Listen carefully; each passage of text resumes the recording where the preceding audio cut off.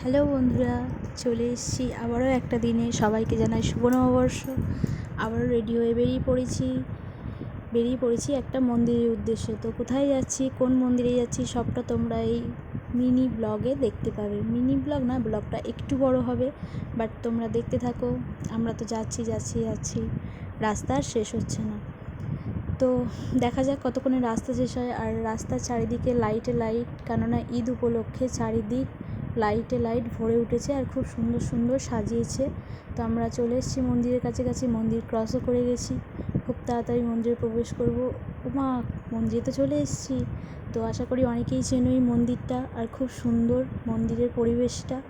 তো মন্দিরটাও তোমরা দেখো, জাস্ট দেখো আর এনজয় করো।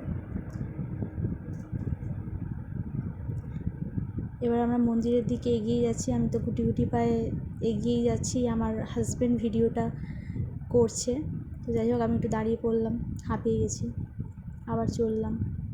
এই যে দেখছো মন্দিরের সিঁড়ি, মন্দির দেখতে থাকো।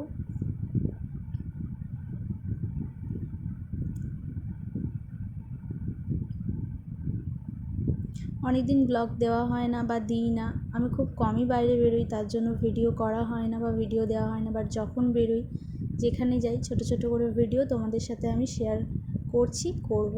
তো মন্দিরের ভিতরটা দেখো কত সুন্দর। প্রতিটা দেওয়াল খুবই সুন্দর করে পাথরের কেটে করা। তো আমার তো ভীষণ ভালো লাগে এই মন্দিরটা। প্রায় টাইমই যখনই সময় পাই এই মন্দিরে চলে যাই আমরা। তো মন্দিরের পরিবেশ, সন্ধ্যে 6টার দিকে আরতি হয়, বাট ওটা আমরা দেখতে পারিনি, কারণ আমাদের লেট হয়ে গেছিলো অনেকটা যেতে।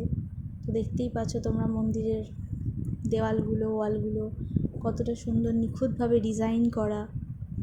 তো দেখো তোমাদেরও ভালো লাগবে। এমনকি হাওড়া আঙ্কুরহাটি, আন্দুল বা হাওড়া চত্বরের মধ্যে অনেকেই মন্দিরটায় গেছো বা যাও, ভালো লাগে। ছুটির দিনে কাছে মধ্যে ঘুরে আসতে পারো। মন্দিরটা খুব সুন্দর।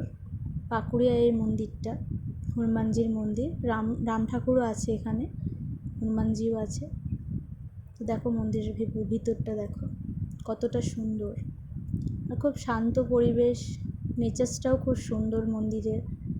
সব কিছু মিলিয়ে ভালো। আর এটা হচ্ছে নিচে গ্রাউন্ড ফ্লোরে এই মন্দিরটা। এখানে শুধু হনুমানজির মূর্তি আছে, বাট এটাও খুব সুন্দর।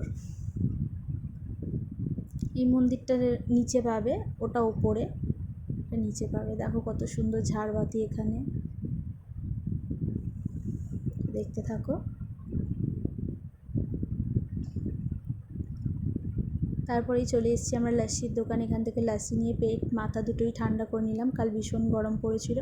তারপর আরও একটা অঙ্কুরহাটিতে বুর্জ খালিফা করেছিল, এটা ঈদ উপলক্ষেই করেছিল। তো দেখো কতটা ভিড়, এখানেই চলে গেল আধা ঘন্টা শুধু ভিড় কাটাতে। তো দেখো সবাই ফটো তুলছে, ফটোশ্যুট করছে, খুব সুন্দর লাগলো। এই বছর প্রথম দেখলাম এখানে এত সুন্দর করে সাজিয়েছে ঈদ উপলক্ষে, বা বুর্জ খালিফা করেছে। তারপর বাড়ির কাছাকাছি আরও একটা জায়গায় এরকম ময়ূরপুচ্ছ টাইপের লাইট। সব কিছু শেষে বাড়ির দিকে রওনা হয়ে গেলাম। তো চলো ফ্রেন্ড, টাটা। আবারও দেখা হবে নেক্সট কোনো মিনি ব্লগে।